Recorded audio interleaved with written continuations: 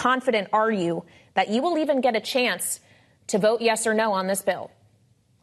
You know, it's Republicans for a long time have been saying there's a border crisis. Let's go ahead and change the policy. And we're not going to do Ukraine funding and Israel funding till we make some changes on the border. So finally, I got to hand it to Senator Langford and to Senator Murphy and Sinema. They did what they needed to do. I think they're almost done with it.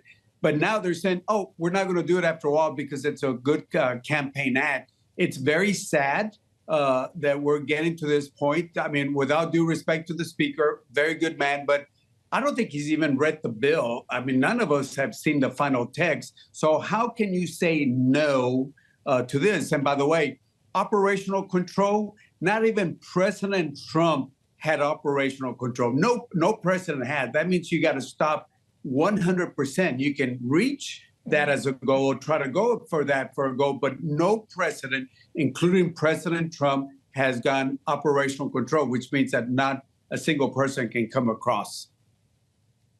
Well, of course, President Trump has said that no deal is better than a bad deal when it comes to the border. But I want to ask you specifically about the president currently sitting in the Oval Office. President Biden, late on Friday, put out a statement encouraging Congress to pass this bipartisan legislation. He noted that it would give him new presidential authority to shut down the border when it becomes overwhelmed. And he said he would use that authority immediately upon signing this legislation into law. I've asked Republican colleagues of yours about that, and they suggested to me that he already has that authority. He just isn't using it right now. How much blame do you think should be put on President Biden for what we're seeing at the southern border?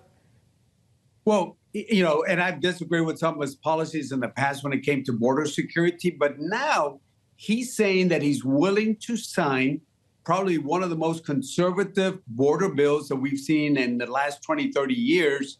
And now the Republicans don't want to even give him that opportunity to send it to his desk. So I find that very ironic. And by the way, except for two Republicans that are serving in the House right now, the last two appropriation bills on Homeland, where we added $2.5 billion, they all voted no to add more money to border security. So you're saying no money for border security except for two Republicans.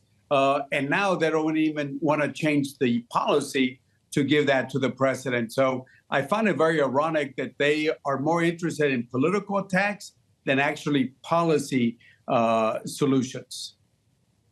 Well, sir, if politics get in the way from the president actually having a chance to sign legislation like this into law, what would you like to see him do unilaterally? What authorities should he exercise to address the border?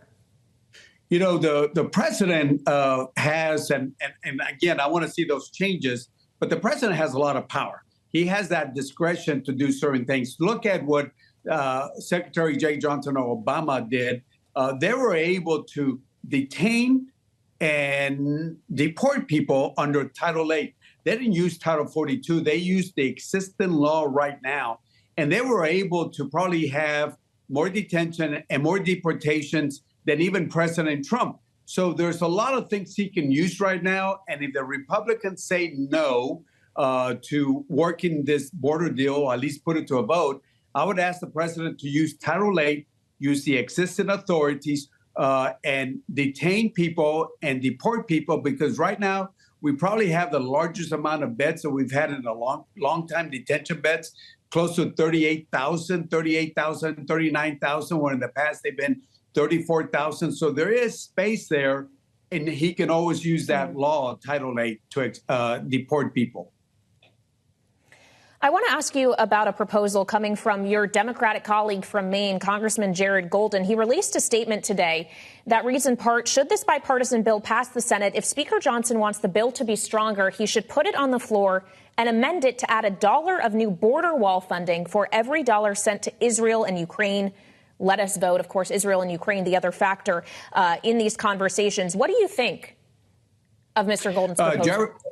Well, Jared's a good friend of mine. I support Israel, and I think there should be two separated things. I don't believe in the wall. I think a wall is a 14th century solution. I certainly would ask him to look at another proposal, but add $1 for every dollar we send to Israel for a border wall. I would say, for me, that's a non-starter.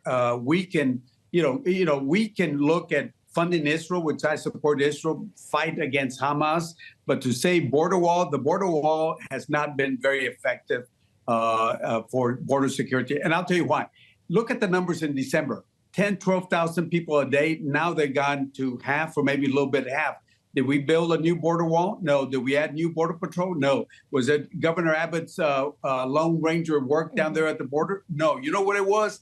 Mexico started to enforce its immigration laws. And when Mexico does its work at the 20-yard line, that is the southern border with Guatemala, guess what?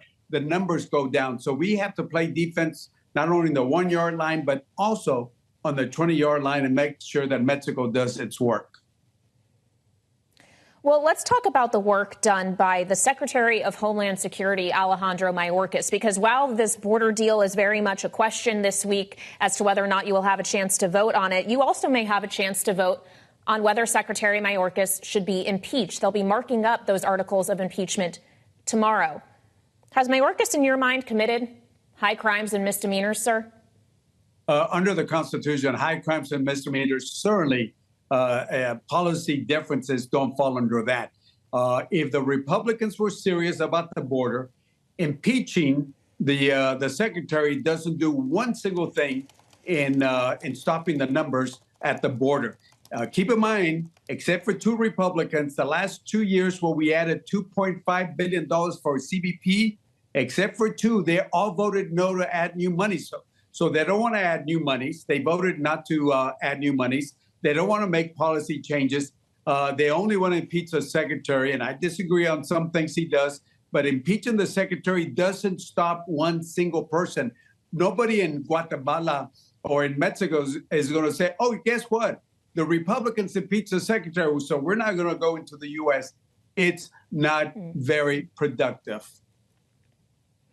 And finally, Congressman, just in our final moment with you, I'd like to ask you about another subject, because you also may have the opportunity this week, maybe next, to vote on a bipartisan bicameral tax deal that, in exchange for certain business tax credits, would expand the child tax credit. Do you plan to support that bill? How many of your Democratic colleagues do you think will? Well, again, it depends on Speaker Johnson, whether he's going to put it up for a vote. I do understand the New Yorkers, the Republicans, don't like it because it doesn't address the SALT issue. But again, I will support it, at least for what I've seen. I will support it because it does help small businesses to make sure they get the deductions, because it is the small businesses that create about two-thirds of all the jobs that we have. At the same time, it helps working families through the child tax credit. So it's a win-win situation for families and for small businesses, the job created. So the answer is yes, I will support it if the speaker puts it on the floor.